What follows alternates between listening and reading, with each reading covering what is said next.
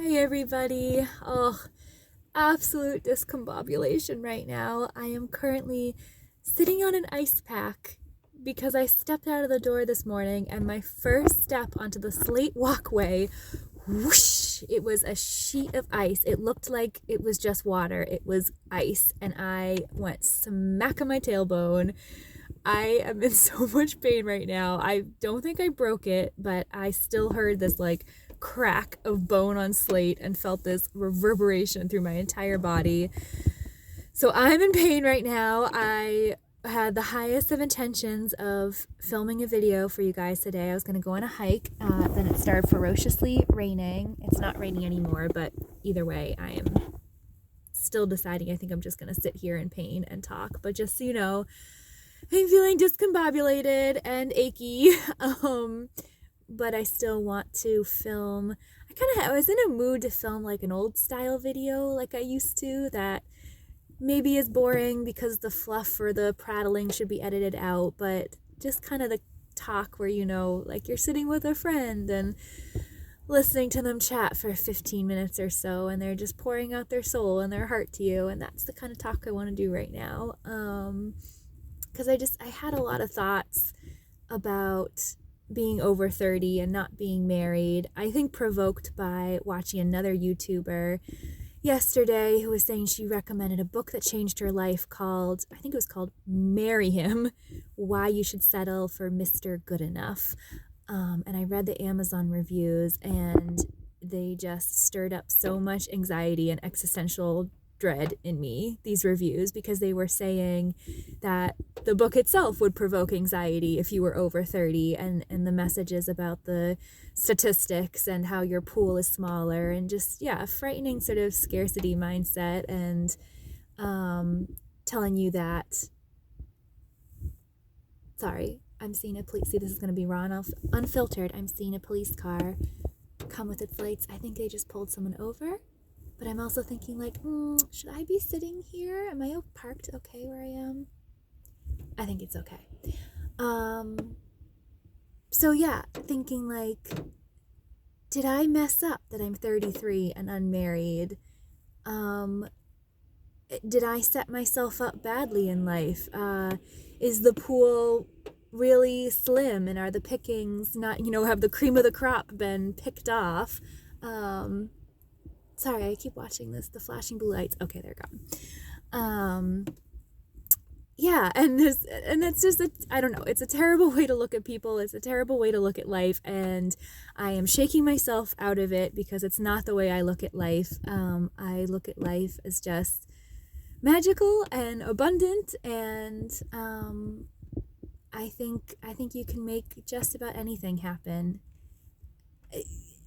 I also understand that part of that is because we have so much more power these days than, if we lived in a village where there really were 20 eligible men. I mean, you had better try to get the gentlest, kindest one out of the lot because, it's 20 miles by foot to the next village or over the mountain pass, and those other options really aren't available. So anyway, we're very blessed to live in a world where we can make connections through online sources, etc., etc., etc.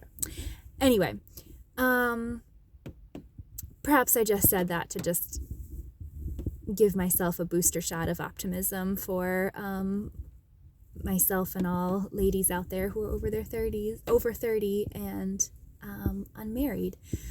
I am currently dating, by the way, someone wonderful. So I shouldn't be saying this as I'm not titling this that I'm single, but I am unmarried and I am at the start of a relationship, and I feel very much like I'm at the start of something, and I'm 33 and I am feeling that like biological clock ticking and sort of like, am I supposed to be speeding up the process of getting to know this brand new person? Am I supposed to, I can feel an urgency to rush the process of emotional intimacy in some ways, like ask really deep questions, kind of like ask the really important stuff really soon. And we've done that. I've done that. And in some ways it's been really rewarding and enriching. And in other ways, I feel like that's not that's not the authentic way that people bond or come close together, is by putting each other through a rapid fire kind of, do you meet my standards, do you what do you believe about this, what's your opinion on this, how would you act in this situation, let me see you under stress, let me see, like, how are you going to parent, how and it just doesn't create, it's not the most nurturing environment for like intimate bonding, which tends to be sort of soft, open environments and playful environments, explorative environments. So sympathy to all women in their 30s who are dating or who are single. And I can't help feeling like nature made a mistake with our biological clocks if having a family is something you want, and if it's not, I don't think that that aspect of it obviously doesn't apply. I don't like that. It feels unfair to me too that men don't have this pressure. And of course, men who are single in their 30s too, like, yes, I have empathy for that too. Like, it's a long time to go without, companionship and having your heart's companion with you. And, but if there's the like family element there that they desire, also, yes, it's sad and difficult to not have that right away, but they have the freedom, like, of their fertility, of their longer lasting fertility, that, they have a couple decades on us. Like, they could become a father at 60, whereas we're sort of cut off, early 40s, which is scary. So anyway, I woke up this morning around 6 and couldn't go back to sleep. So had my funny nibbles of dark chocolate and Altoids. I love combining them in my mouth. That just like tastes so good to me. So I was just nibbling and contemplating. I almost like needed something sweet to eat while I was doing this contemplation because it was so painful. I spent 3 hours tracking my entire dating history from teen years up until now, and I went through every single age, every single year, just to see, like, did I mess up that I'm not married and a mother right now? So anyway, I wanted to share that and to share what my reflections were.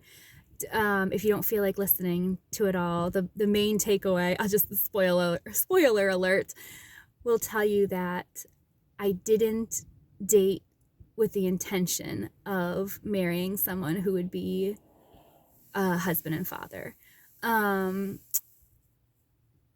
But I'm not saying that was a bad thing at the time. I think I dated according to my needs at the time, and I don't think that was necessarily bad.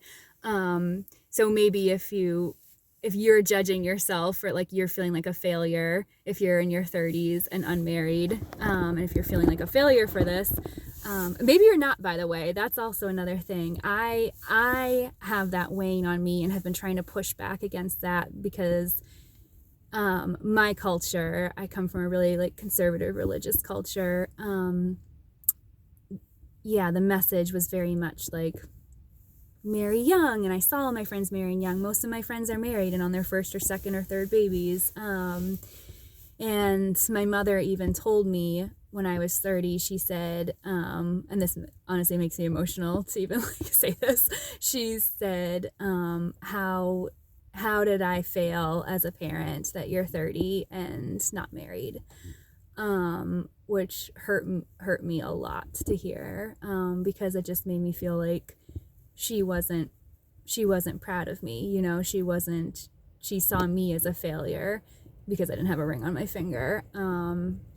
So this is just like, some deep healing work to do about what success means, but also what do I want in life? Did I want marriage and children by now, and therefore did I mess up? Do I want it in my future? Also, spoiler alert, I do.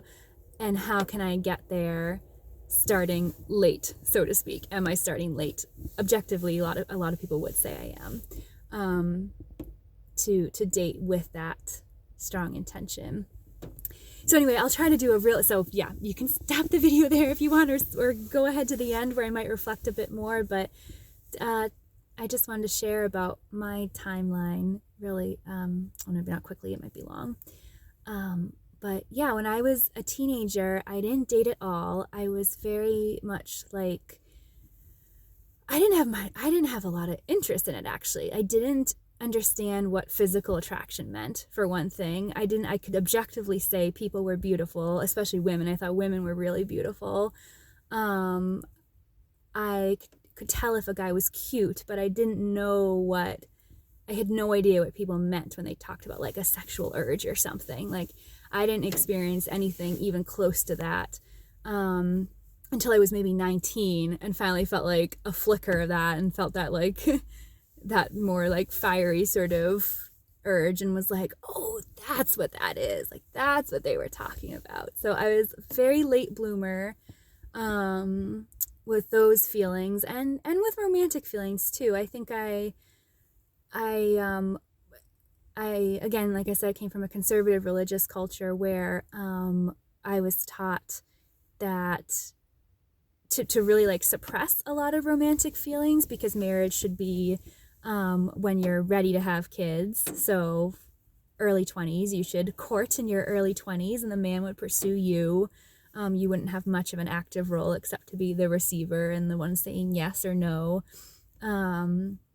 So I very, very much practiced how to kind of like curtail crushes, just kind of put them down, repress them. I had a lot of like practices in my back pocket, just how to like, I played games in my head of like, one, this sounds silly, but one I called the brother-in-law game, which is where if I was at church and I just saw a guy I thought was maybe bordering on handsome, I would be like, well, I'm going to pretend that that's my brother-in-law, and the person next to him is my affianced. And so like I would just play these mental tricks to kind of like, yeah, not be attracted, not desire, because that was looked down on if you were 16, 17, too young to marry. Went to college, kind of had a really hard time shaking myself out of that, reversing that. Was very like, I think, afraid of intimacy too, for many reasons. Like, I grew up in a really dysfunctional home. If you look at any of my earlier videos, I talk a lot about that. I witnessed domestic violence. I just grew up seeing not a happy marriage, and didn't really know what that looked like for like a man to treat his wife lovingly and respectfully and gently and with adoration and kindness and humor and all that good stuff. I didn't see that. I knew it existed because of books, which is just like highlights so much the importance of stories, and stories about, not just stories about ugliness and darkness, which I think is important. I think raw truth is really important, but also like raw truth about beauty and goodness is so important, because I held on those books, like the Anne of Green Gables series or something, that I held on to those as templates for what relationship should look like and marriage should look like, because I had no other resource except for flashes of examples with some of my friends' really good parents, or like my aunt and uncle. But those were momentary examples against a backdrop of, living with my own family 24/7. So I needed books, even in movies occasionally. But yeah, it's really, really hard, I think, to want to approach romantic relationships when when what you've seen of your parents is just like, ooh, that's not good. Like it's not safe. Emotional intimacy isn't safe. And then I had also experienced abuse too in my past, in childhood and teen years. And so any sort of the idea of being like physically intimate with someone was really scary as well. I felt really on guard around men, just very like sort of like tight and kind of like hands off. So, and then with my like religious aspect on top of that of just total purity, total physical purity. You know, your first kiss was saved for your wedding day. Like, I was very frozen. It was hard for me to be spontaneous or pursue even those like little flickers of fiery desire that would sometimes pop through. I was often, even when I felt that, I was often too scared to pursue it. Like, I look back and I think about one crush I had, and I still know this person. He's still in my life, but this is like a decade ago that I felt feelings for him, and I was scared that my feelings were physical. I also admired him, but I was scared of the physical component and therefore like squashed it. And looking back, I'm thinking like, no, my instinct was very correct. Like, he's a very noble, good person. He's married now. And I wish that I had practice, like following my desire. So unfortunately, the ones in my so I didn't date in college years. The ones I let into my life in my early 20s, one in particular, were, I think, modeled after what I was used to growing up with. Like, my father struggled with alcoholism. I had relatives who struggled with drug addiction too. So I dated someone who struggled with drug addiction, and I didn't have strong enough comparison of how I like wasn't supposed to be treated. And I think, oh my gosh, it's so important for parents to treat their kids with, especially like fathers, treat your daughters like as respectfully and kindly and lovingly as you can, because they really will use that as their comparison to what is acceptable and what's not acceptable for how someone treats them. So yeah, I had a very like emotionally and verbally abusive relationship as my first relationship. And it was scary, and it was hard, and it was stressful. And it took me a long time to get that out of my system as well. But at that time I wasn't, my first dating experience was when I was 24 actually. And I did not date with the thought in my mind of, is this someone I want to be my children's, like my future children's father? Is this who I want to be my husband? I think I was dating him because I think the need at the time was companionship, it was very intellectually stimulating. It was we shared a common language and excitement for books together. He did listen about, my struggles with my family. He was an atheist, so it helped me. He was very much a catalyst for me breaking away from my religious upbringing. So it served a purpose, but the purpose was not, I was not dating with the intention of marriage and family. I would have said I was if you asked me, because I still believed that was the reason to date. But truly, deeply, it was to fulfill other needs. And then I think through my 20s, I also often lived in very isolated places. Like, I sought them out. I commuted to school. I lived in rural areas. I lived in small suburban towns where they were just older people or, families in their 30s, people just older than me. And yeah, I didn't, I think the biggest thing I did was I contra danced a couple times a week. And that's how I made my friend group and started socializing more. But I also nannied, so I wasn't working at a place where I was meeting young people to date, or I wasn't, pursuing a master's where I was meeting young people either. I feel like I kept my horizons small. And then I also moved to Ireland a couple times. I lived in Europe for a couple years during my 20s, also in rural places, also just bouncing around, never really staying long enough to kind of like put down roots and meet someone and nurture a long relationship. I know when I was in Ireland, I did develop a crush on a pen pal, which again, so at that point I was 26. At that point, I was still, I think, keeping the idea of like true intimate love at arm's length, because a pen pal is just, talk about talk about actual arm's length. The person was across the Atlantic. And so that fizzled, because there wasn't the physical in-person day-to-day life stuff to sustain it for me.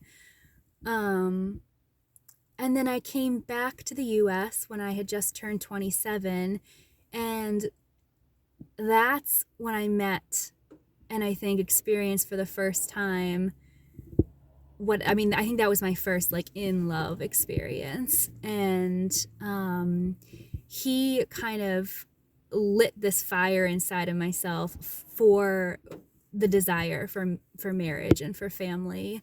And unfortunately, I sort of conflated that dream with him. I was thinking like he was the source of that. He was the only possible source of that, which I think is right in some ways. I think when you're in love, I think what you're desiring is not like this universal experience of romantic love. Like you are desiring an individual. You're desiring a very specific person, and only that one will do. Like only that one satisfies your romantic desire. You love every little detail of them that can't be replicated by anyone else. But unfortunately, what happened for me is that relationship only lasted 8 months. And my first boyfriend was only 7 months. So this was 7 months, and then a couple years before, when I was 24, now I'm 27, 8 months. And it was just absolutely devastating. Like the worst. I couldn't believe that human beings could feel that much pain and survive.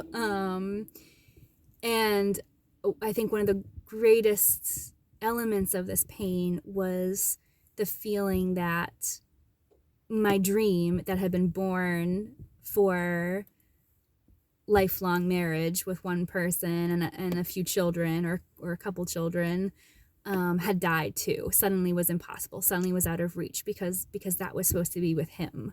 I remember telling him, I remember sitting on the hood of my car, because we got together a few months after we broke up, just for some closure. We went for a hike, and at the end of the hike, I remember sitting on the hood of my car and just saying to him, I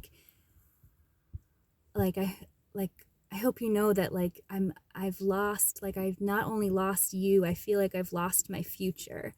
Like I feel like when you disappeared, our future, our two curly-haired, green-eyed children disappeared too. And that is just, I really had to grieve that broken dream and that loss. And unfortunately, that heartbreak threw me off for years. And I think but I think the reason is because, yes, I fell in love with a person. And to backtrack too real quick, the reason he lit this fire in me for this dream of marriage and children is because he already had it in him. And I had it in me too, but back from when I was 14, I would dream about, being a homeschool mom with my 12 Catholic kids and sewing quilts and baking apple pies. And that was I had such domestic fantasies and not lost that, but I also raised a couple of my brothers myself in my teen years. So I satisfied a lot of motherly urges in my teen years. I think I lived life a little backwards. I almost already lived that mothering part of my life. And when I do it again, I think I'm going to see it as the second round of it, which is unusual, I think. But not too unusual for big Catholic families too, that experience. And then I think in my 20s, my dreams were not domestic. They were very much I want to travel Europe. I want to be an artist. I want to write. I want to be published before I'm 30. It was not, I want to be married before I'm 30. It was, I want to be published before I'm 30, which I did achieve at the 11th hour. It was in the month before I turned 30, I was published, which was wonderful. But yeah, it was not my I think it was art, it was travel, and it was like self-healing, like a lot of self-healing work, a lot of like time to myself in these rural isolated places, a lot of reflection, a lot of thinking, journaling, digging deep, kind of healing all these wounds and traumas that I was carrying from my really abusive childhood. So but when I met him, he was carrying this dream that I recognized was similar to my own back when I was 14 years old. I remember on our first date, he told me about his fantasies for the future. He was just like, I want to grill on Sundays. I want to have Fridays half off. I want to, like, I want a couple kids. Do you want kids? He would tell me about like just wanting to like pull roast beef out of the oven and Sunday dinners with his children. He wanted like the kids to run home and like meet him when he's 40 at the door coming back from work. And his dreams were just so sweet, and so they like lit up this memory in me of what I had used to want. And I think I was very tired of traveling at that point. I had been so nomadic. I had moved, I don't know, maybe 10 times in the couple years before that. I really wanted roots, and he was so rooted. And I really wanted, and also I had given myself 5 years to just focus on writing, and that was coming to a close that year. So I think I was feeling a little lost and directionless too, thinking kind of like, what's my next step? If I don't have writing as my compass anymore, what do I do? And so to pour myself into building this potential family life with this person just seemed like the most amazing next project, just so beautiful. And I think time works very differently when you're dating someone. Like, I feel like you can live a few years and a few months, emotionally speaking.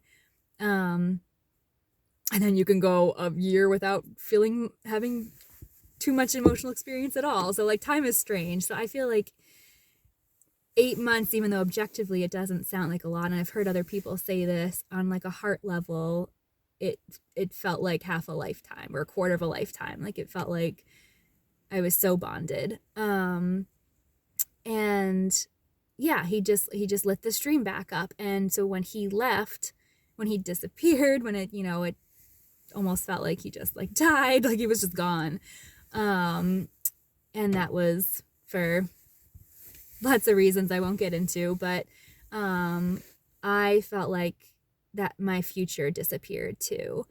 And then I unfortunately was so tied. My new dream was so tied to him that I just couldn't let go. And a year after we broke up, we texted and got back together again and had this on-off thing for 6 months, which is so damaging. If any of you have ever tried that, you know the like anxiety and agony of that, but also the like pleasure and excitement of like, will he, won't he?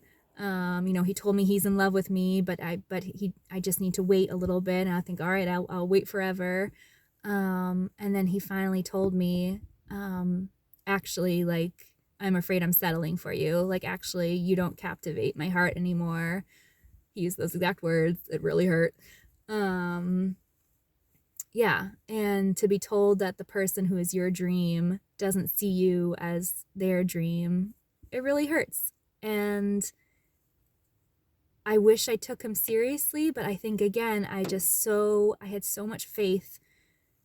My dream of my future happiness was so tied up to this person, that I, again, kind of waited a year. I almost like put off grieving for a year. I got really sick during that time too, and kind of withdrew from life again to recover from Lyme.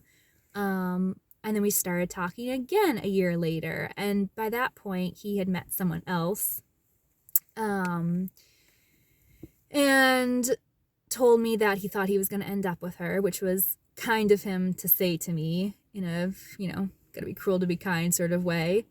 But again, I waited about a year thinking, and by that point I was 30 or 31. I was 30. I waited another year thinking like, oh, this girl's gonna be so great for him. Like, he's like, she's just gonna gentle him in some great ways. Like, he's gonna learn so much. And then he's gonna realize that he loves me and he's gonna come back to me because we have an unbreakable bond, because we married each other in our hearts. Like, this cannot break, this cannot end. But no, a year later, he moved in with her, and but again, in my mind, I was, and at that point, I was starting to say, like, okay, you sign a lease with someone for 12 months, you definitely think this is gonna keep going. And at that point, I was 32, and thinking to myself, yeah, I mean, this entire time I was rationally telling myself, move on. Like, this is not sane. But the heart kind of has its own pace and its own desires, and it's not always easy to work with, rationally speaking. So I was 32.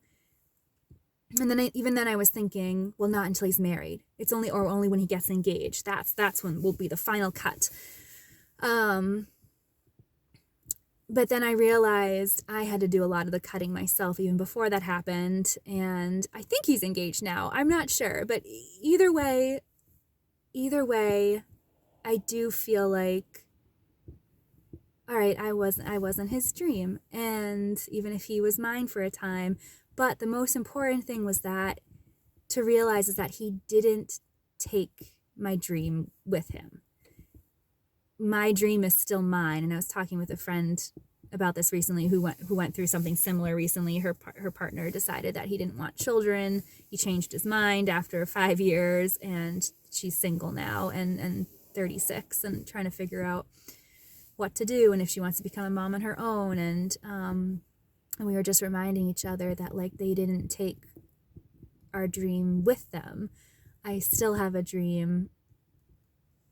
Well, I should say I'm reclaiming. I'm getting stronger on this, like, desire that I think this is my next biggest dream is to be a mom, is to be a wife, is to I wrote in my journal today, like, my dream is